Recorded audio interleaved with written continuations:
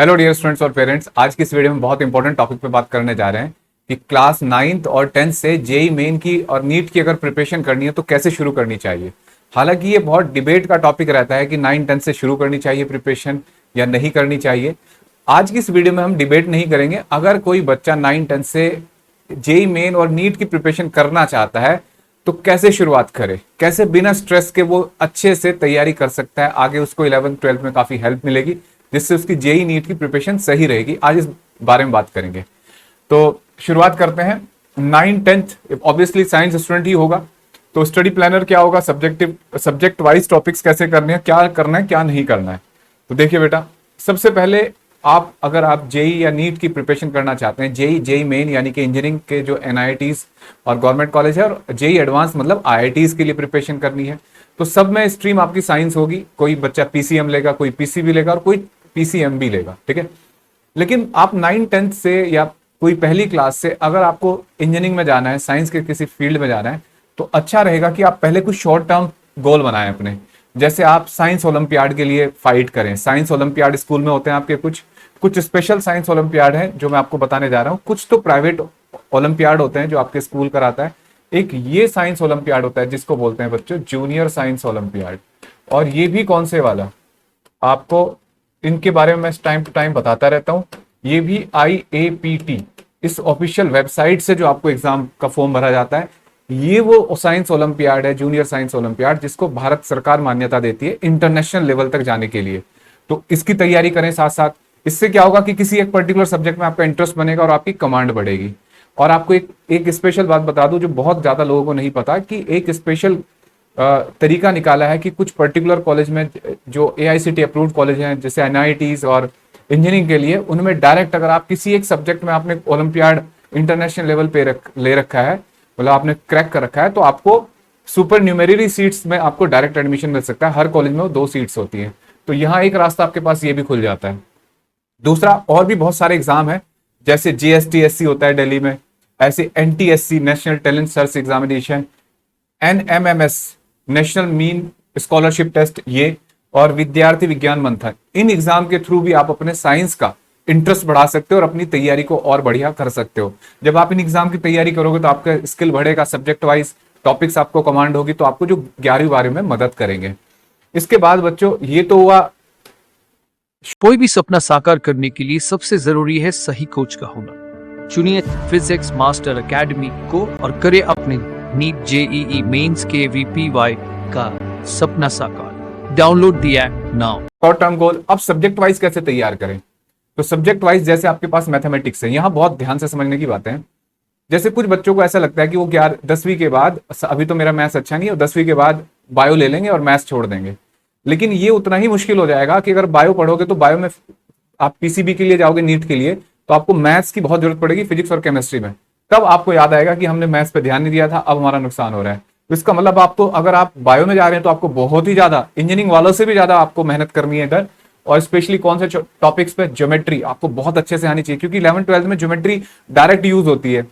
कहाँ similar triangle है, कहाँ कॉन्करेंट ट्रायंगल है, इवन हम फिजिक्स में भी यूज करते हैं, रे ऑप्टिक्स वगैरह में। तो ये बहुत अच्छे से, अलजेब्रा आपको बहुत अच्छे आना चाहिए, रेशनल नंबर, इंटीजर, ये सब जो आपका 9th-10th का मैथमेटिक्स है।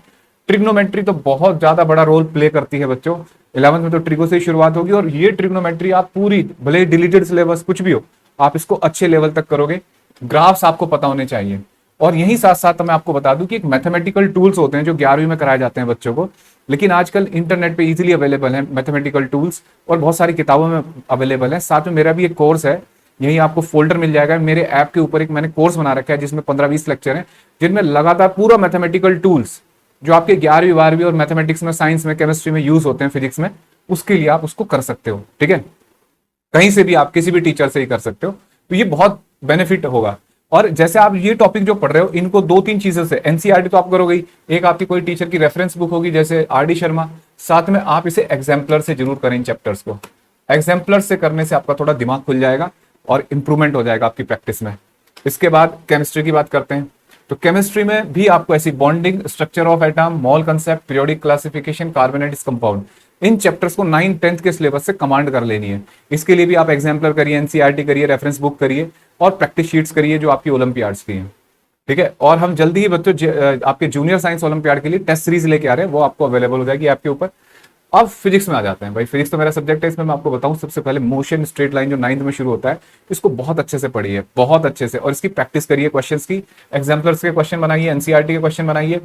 Motion under gravity, free falling object की जो इक्वेशन होती है वो इक्वेशन ऑफ मोशन न्यूटन की 3, उनका सही से पढ़िए। लॉज ऑफ मोशन पे सही से कमांड करिए, कंजर्वेशन ऑफ लीनियर मोमेंटम क्या है, इस चैप्टर को 9th से अच्छे से पढ़िए।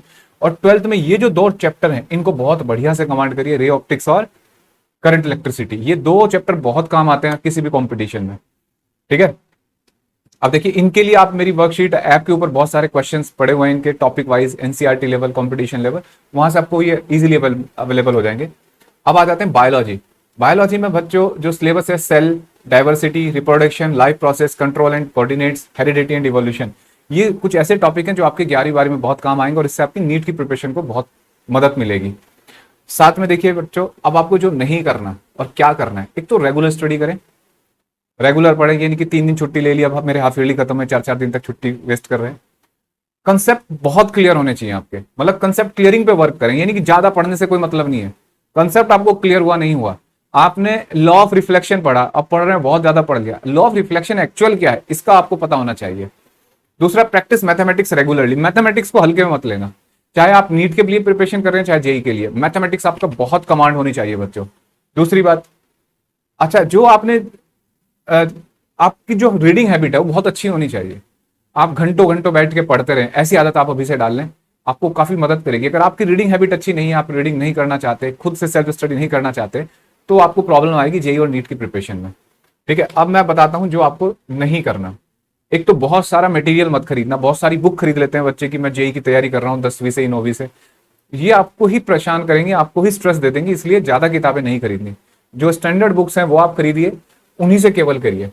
अच्छा, बहुत ज्यादा प्रेशर मत लीजिए कि मुझे जेई की प्रिपरेशन करनी, मुझे इतनी प्रेशर। प्रेशर आप अगर ज्यादा प्रेशर पेरेंट्स देंगे या बच्चा खुद प्रेशर लेगा तो वो 11th 12th में फिर जाके इंटरेस्ट खत्म हो जाएगा उसका स्टडी से। इसलिए प्रेशर उतना रखिए जितना आप झेल सकते हैं। ओवर स्ट्रेस अगर आप हो रहे हैं तो आपको जेई मेन की प्रिपरेशन में आगे प्रॉब्लम आए, क्योंकि बहुत लंबी जर्नी है, बहुत लंबी लड़ाई है ये। 1 दिन और 2 दिन, एक टेस्ट में नंबर कम आ गए, 2 टेस्ट में नंबर कम आ गए, इससे फर्क नहीं पड़ेगा। लंबा आपको लड़ना है 3 साल तक। अगर आप 9th 10th 11th 12th तो 4 साल बन जाते हैं, यानी कि 3-4 साल की लड़ाई लड़ने जा रहे हो तो 1 महीने 2 महीने की पढ़ाई से या 1-2 महीने के रिपोर्ट कार्ड खराब होने से फर्क नहीं पड़ेगा, आप लगातार कितना फाइट कर रहे हैं इस बात से फर्क पड़ेगा। दूसरा, बहुत सारे बच्चे बहुत सारी क्लासेस ज्वाइन कर लेते हैं, बहुत सारे स्टडी कोचिंग मटेरियल इस्तेमाल कर रहे हैं, कोचिंग ज्वाइन कर रखे हैं बहुत सारे, ट्यूशन अलग, होम ट्यूटर अलग, इन चीजों को अवॉइड करना है। तो उम्मीद करता हूं कि आज की ये सेशन आपको काफी समझ में आया होगा और अपने अंदर ज्यादा, जैसे बहुत सारे बच्चों का सवाल होते हैं, बहुत ज्यादा रिसर्च करना शुरू करते हैं जेई के बारे में, नीट के बारे में, नहीं, अभी आपका फोकस केवल पढ़ाई पे रहना चाहिए, ठीक है। उम्मीद करता हूं कि आपको आज का सेशन अच्छा लगा होगा और इसे अपने दोस्तों से, स्पेशली पेरेंट्स से जरूर शेयर करें जिनके भी बच्चे 9th 10th में तैयारी करना चाहते हैं, अभी पढ़ रहे हैं, ताकि अगर वो आगे इन एग्जाम में जाएंगे जेई मेन में तो इन चैप्टर्स को अच्छे से तैयार कर लें, ठीक है। और जल्दी से ही आपके लिए अभी हम कुछ टेस्ट सीरीज लेके आ रहे हैं ओलंपियाड के लिए, जूनियर साइंस ओलंपियाड के लिए और बहुत सारे एनटीएससी वगैरह के लिए, वो हमारे ऐप पे मिल जाएंगे और ऐप का लिंक डिस्क्रिप्शन बॉक्स में दे रखा है। Thank you, wish you all the best.